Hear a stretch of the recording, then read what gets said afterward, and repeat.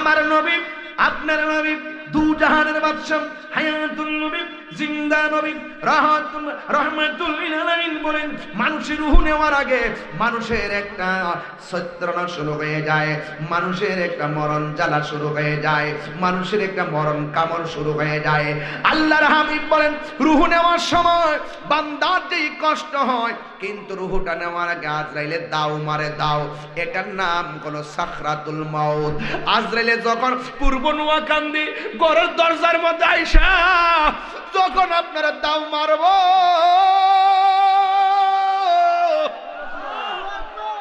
ও আমার পূর্ব নোয়াকান্দির বাবা, আজরাইল দাওটা শোনা মাত্র যখন দরজার মধ্যে দাও মারবে, আল্লাহু আকবার বলেন না কেন?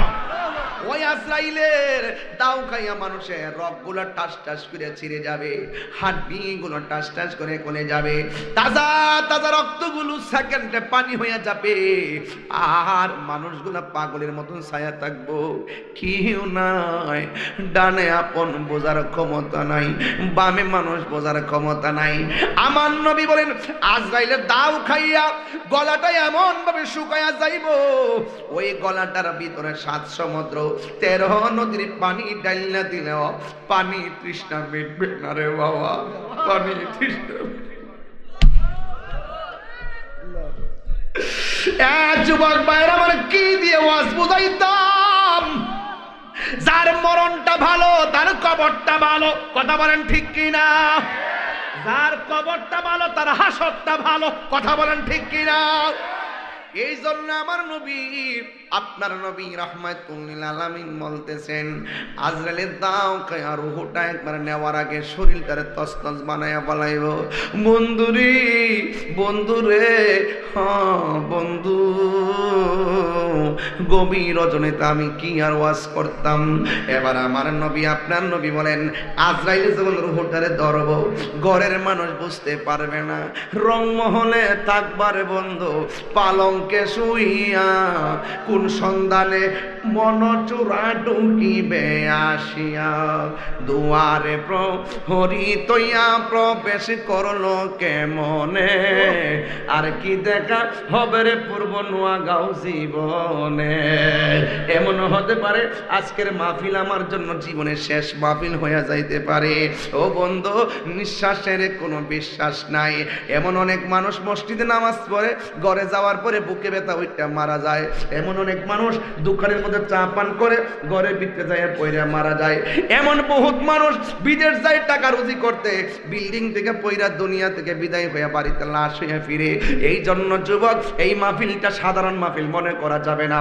আমি আদম থেকে শুরু করলাম, আমার বাপ আদমকে স্মরণ করাইয়া এখন একটু কবরের দিকে চলে যাবো রে বাজান। আপনারা জবান খুললে কোন কবরটা কি আসল ঘর না নকল ঘর? অনেক মানুষ দেখবেন রাতের বেলা শরীরের কাটা কাটা দিয়া পশম গোলা দাঁড়ায়া যায়। এখন বলবেন হুজুর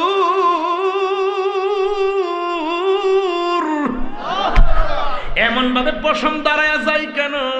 কারণ কবরের মাটি যখন আপনারা ডাক মেরা কয় তাহিরি রে বালক ফিরে কবরে আয়, আমি কবরটা বালা জাগা না, আমল করে আইবা, ইমান লই আইবা, আমি মাটি তোমার সঙ্গে ভালো ব্যবহার করবো। জানুনি মাটি দিয়েই কিন্তু বানানো হয়েছে। মাটির উপরে যে চলতেছেন, কুট কোদাল দিয়ে কুবাইতেছেন, মাটি কোনো প্রতিশোধ নেয় না। বিল্ডিং করতেছেন, মাটি কোনো প্রতিশোধ নেয় না। পা দিয়া মাটির মধ্যে আঘাত করতেছেন, মাটি কোনো প্রতিশোধ নেয় না। এই জমিনে চইলা যদি আল্লাহর সঙ্গে নাফরমানি করো, আমার নবী আপনার নবী বলেন কবরের মধ্যে যাওয়ার পরে কবরের মাটি মানুষের সঙ্গে আচরণটা কেমন করবে শোনেন। আমার নবী বলেন কবরের মতন এমন আযাব আমি আর কিছুই দেখি নাই। কবরের মধ্যে প্রথম আযাব কোনটা জানেননি? এই ডান পাশের মাটি এক প্রান্তে চলে যাবে, বাম পাশের মাটি আরেক প্রান্তে চলে যাবে। দেখছিনি সবার চেহারাটা নীরব হয়ে গেছে, কারণ কবরের কথাটা বড় ডেঞ্জারাস। ঘুমের ঘরে যাওয়ার সময় বলি আল্লাহুম্মা বিসমিকা আমুতু ওয়া আহিয়া, আল্লাহ তোমার নাম নিয়ে আমি ঘুমাইলাম। মরার মতন ঘুমিয়ে গেছি, আল্লাহ তুমি আমারে জিন্দা করে দিও। এমন অনেক মানুষ আছে ঘুমের ঘরে দুনিয়া থেকে বিদায় হয়ে যায়। কথা বলেন ঠিক কিনা? এই জন্য যুবক ভাইয়ারা, আমার নবী আপনার নবী বলেন, এই দুনিয়ার মধ্যে চইলা বেনামাজি হইয়া যদি লোকটা মারা যায়, ওই কবরে গেলে মাটি তিনটা শাস্তি দিবে। বেনামাজির জন্য কবরে তিনটা শাস্তি।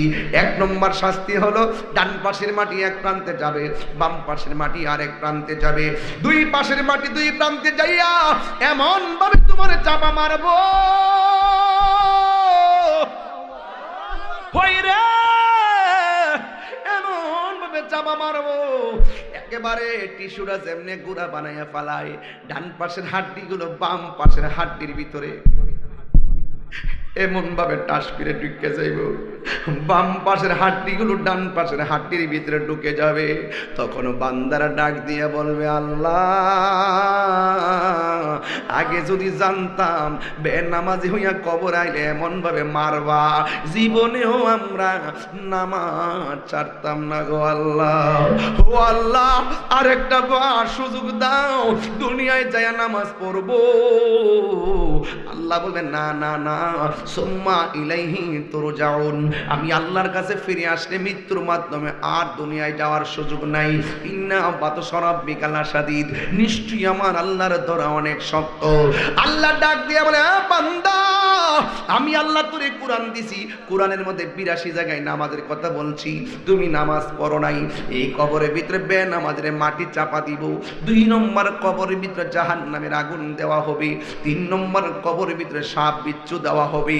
এমন আযাব ও যুবক, আল্লাহ রাব্বুল আলামিন বলতেছেন, ওয়া মা ইয়াস্তাবিল আহইয়া ওয়ালাল আমওয়াত, যারা দুনিয়ার মধ্যে জিন্দা আর যারা মরা এরা কোনোদিন এক হতে পারে না। ইন্নাল্লাহা ইউসমিউ মাইয়াশা, আমি আল্লাহ যারা ইচ্ছা করি সে কবর আযাব দেখতে পারে।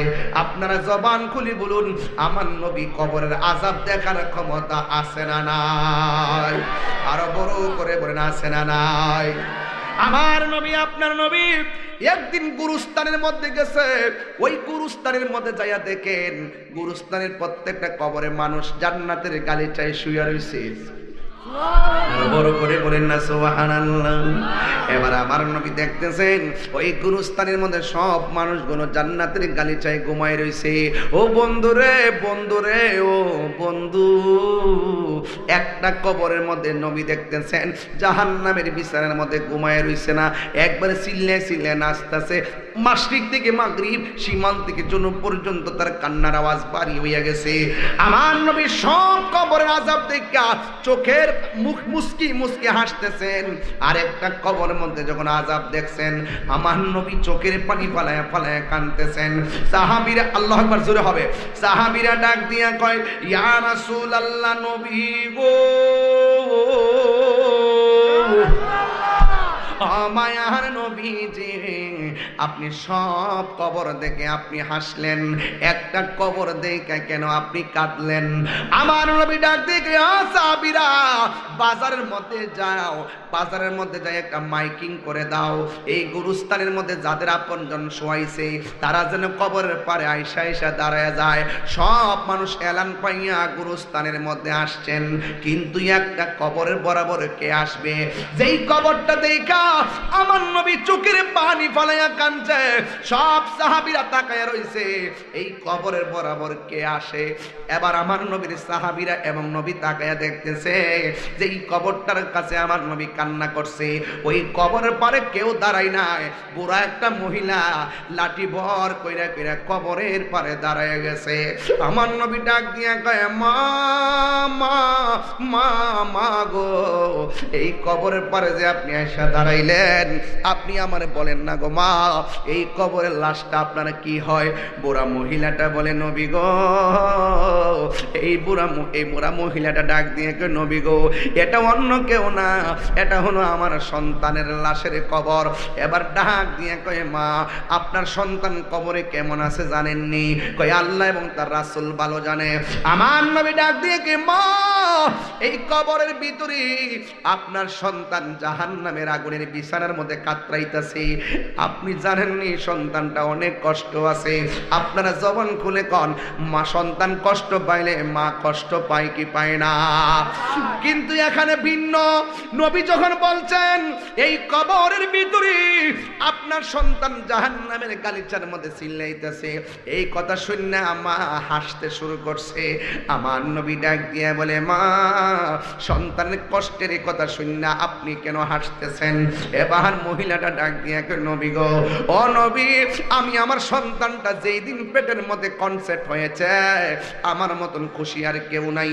এই সন্তানটা ফুটা থেকে রক্ত, রক্ত থেকে গোশত, গোশত থেকে হাড্ডি, হাড্ডি থেকে বড়ি হওয়ার পরে আমার পেটের মধ্যে অনেক লাথি মাইরা আমার ঘুম কাইরা নিছে, চোখের পানি ফালাইয়া ফালাইয়া আমি রাত। এক ছেলে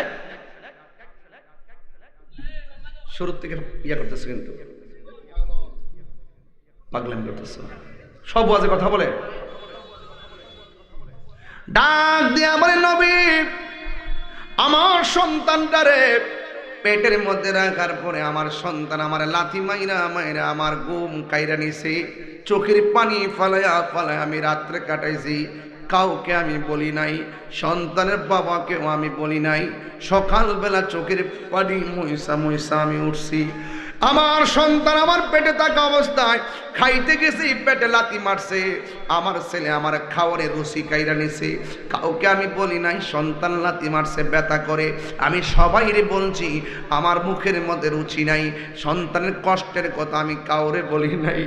যখন আমি আমার সন্তানটারে ভূমিষ্ঠের পথে গেলাম, সবাই বলছে আমি নাকি মরার মতো হয়ে গেছি। আমি আমার সন্তানকে জন্ম দিতে যাইয়া মৃত্যুর দ্বার প্রান্ত থেকে আল্লাহ আমারে ফিরাইয়া রাখছে।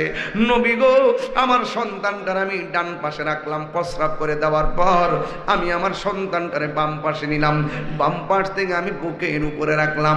তিলে তিলে বছর টু বছর আমার ঘুম হারাম কইরা, আমার খাওয়ান হারাম কইরা সন্তানটারে আমি মানুষ বানাইতেছি। দিন যত যাইতেছে সন্তান পরিপূর্ণ বয়স হইতেছে, আর আমার শরীরটা দুর্বল হইতেছে। আগের মতো আমি কাজ করতে পারি না। ইয়া রাসূলুল্লাহ, নবী সন্তানটা যখন বড় হইয়া গেছে, যখন চাকরি হইয়া গেছে, আমি বৃদ্ধ হইয়া গেছি, আমি আগের মতো কাজ করতে পারি, আমি আগের মতো কাজ করতে পারি না, আগের মতো গায়ের মধ্যে শক্তি পাই না। নবী গো, ও নবী, সন্তানের জন্য আমি কত কিছু করছি, কিন্তু সন্তান প্রতিষ্ঠিত হওয়ার পরে আমার সন্তান আমার খবর নেয় না, আমার ওষুধপত্র দেয় না। একদিন না, দুই দিন না, বছরের পর বছর আমার অনেক কষ্ট দিয়েছে। এই কষ্ট আমি বরদাস্ত করতে পারি নাই। আমার কষ্টের তীব্রতা এমন বেড়ে গেছে, আমি আমার দুঃখের কথা কাউরে না বইলা আমি আমার আল্লাহর ডাক দিয়ে বলছি, আল্লাহ আমার সন্তান আমাকে যেই ভালোবাসার কথা বলার কথা তুমি না বলছো, ইম্মা ইয়াবলুগান্না ইনদাকাল কিবার আহাদুহুমা আও কিলাহুমা, ও আল্লাহ তুমি না বলছো মা বাপ বুড়া হয়ে গেলে গাও তার সঙ্গে ভালো ব্যবহার করতে হবে। অথচ আমি এই সন্তানটারে কুলে পিঠে মানুষ করলাম, বড় করলাম। আমি যত বয়স হয়েছে সন্তান আমার অবহেলা করেছে। আল্লাহ আমার সন্তান আমার কষ্ট দিছে, তুমিও সন্তানটারে কষ্ট দিও।